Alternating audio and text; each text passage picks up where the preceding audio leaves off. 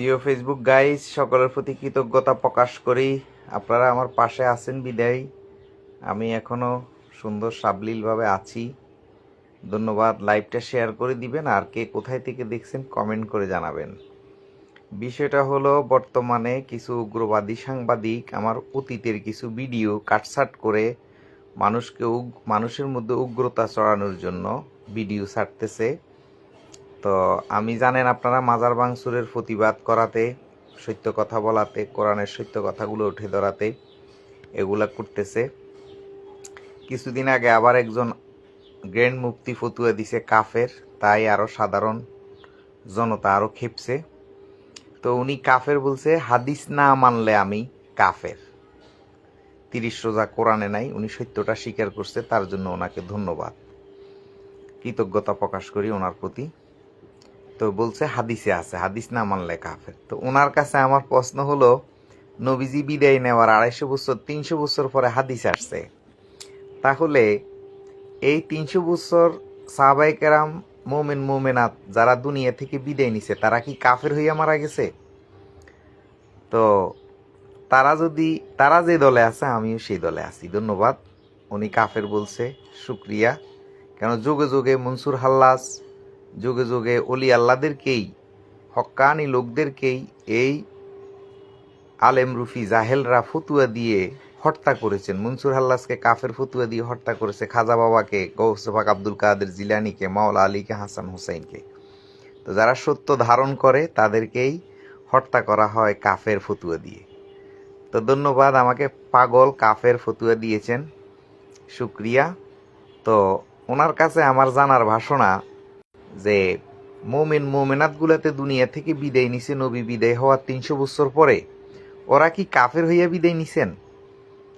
তো যাই হোক, আগামী 10 রমজান আমার 1989 সনে আমার আগমন, এই 10 রমজানে।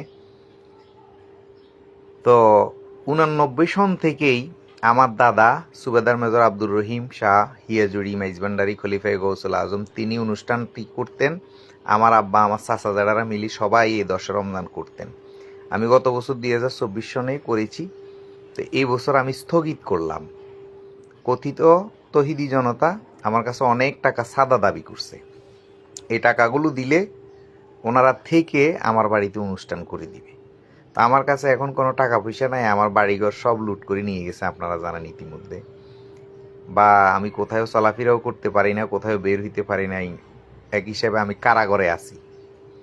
তো তাই কোথাও যেতে পারি না, তাই টাকা পয়সাও নাই, তাই ওনাদেরকে টাকা পয়সা দিতে পারি না। তারপরে কিছু টাকা বলছি দিব, সে টাকায় তারা রাজি না। 20,000 টাকা দিব বলছি, তারা সেই টাকায় রাজি না, তারা আরও অনেক বেশি দাবি করতেছে। তাই আমি অনুষ্ঠান স্থগিত করলাম, এবং কি আমার বাড়িতে যারা আসছে তাদেরকে আমি বিদায় দিয়ে দিছি।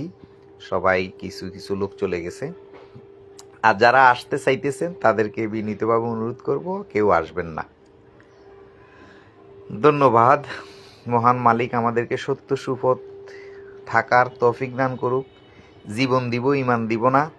আরেকটা কথা বলে যায়, আমাকে যেই কোনো সময় হত্যা করতে পারে এই জাহিলের গোষ্ঠী, হয়তো আমার লাশটাকে পর্যন্ত ওরা জ্বালিয়ে দিবে। তা আমার বাড়িতে আমার স্মৃতি আছে, ওইগুলাতে আমার ভক্ত আশিক যারা ভালোবাসেন তারা দেখবেন। তো আপনারা একটা অনুরোধ থাকবে, কেউ প্রতিবাদ বিচার চেয়ে মানুষের দুর্ভোগ করবেন না, মানুষকে হয়রানি করবেন না। এই দেশে বিচার পাবো না, তাই বিচার টিচারের দরকার নাই। শুধু শুক্রিয়া আদায় করবেন যে আমার যে মৃত্যুটা এই জাহেলদের হাতে হয়েছে, এটাই শুক্রিয়া। কেন হোসাইনের মৃত্যু হয়েছে এই জাহেলদের হাতে, বড় ফিরের মৃত্যু হয়েছে, তো এদের হাতে যদি আমার মৃত্যু হয় সবাই শুক্রিয়া আদায় করবেন। কোনো প্রতিবাদ, কোনো মামলা মোকদ্দমা কিছু করবেন না। কেন, এদের ক্ষমতা অনেক বেশি। এতে এতগুলা মাজার ভাঙছে, কেউ কোনো বিচার পাইছি? আমরা এত আন্দোলন করি, পাই নাই, পাবো না। আর ওদের একটা লোক ওন্না ঠিক করার কথা, ওন্না নিয়ে সলিতাহীন করছে, দেখেন তারা একদিনের ভিতরে জামিনে নিয়ে আসছে। তাহলে আমাদের সুফিবাদের লোকগুলো ঐক্যবদ্ধ হবে না? বিশেষ করে আমাদের আওলাদ পীরগুলো টাউট, এরা কাউকে সুযোগ দেয় না। এরা মোয়াবিয়া তন্ত্রে চলে। মোয়াবিয়া যেরকম মোয়াবিয়ার ছেলেকে ক্ষমতা দিয়ে গেছে, এরাও কি করে, এদের ছেলে প্রতিবন্ধী হইলেও, কিছু না জানলেও এদের ছেলে মেয়েদেরকে খেলাফত দিয়ে যায়। এরা যোগ্য উত্তরসূরি বানায় না। তো যাই হোক, কথা আর বাড়ালাম না। আমার ভিডিওটা দয়া করে সবাই শেয়ার করে দিবেন, সবাই জানবে। আমার কিছু অতীতের বক্তব্য কাটসাট করে এডিট করে ছাড়তেছে উগ্রতা ছড়ানোর জন্য। তো আপনারা ইনশাল্লাহ বুঝবেন, জানবেন। আর আমি এখনো বলতেছি, আমার কোনো ভুল থাকলে আমি শুধরাবো, আমি ক্ষমা চাইব, আমি তওবা করব। তা আমাকে আমার কথায় যারা কষ্ট পেয়েছেন, আমি তাদের পায়ে হাত রেখে ক্ষমা চেয়ে নিচ্ছি। কেন, যারা আমার বিরোধিতা করতেছে অনেকেই আছে ইসলামের জন্যই করতেছে, হয়তো ওদের পরামর্শে ওরা ভুল ভুল ইনফরমেশন দেওয়াতে এরা আমার বিরুদ্ধে লাগছে। তো অনেক লোকেই ওনাদের ভুলগুলা বুঝতে পেরে সঠিক পথে আসবে ইনশাল্লাহ।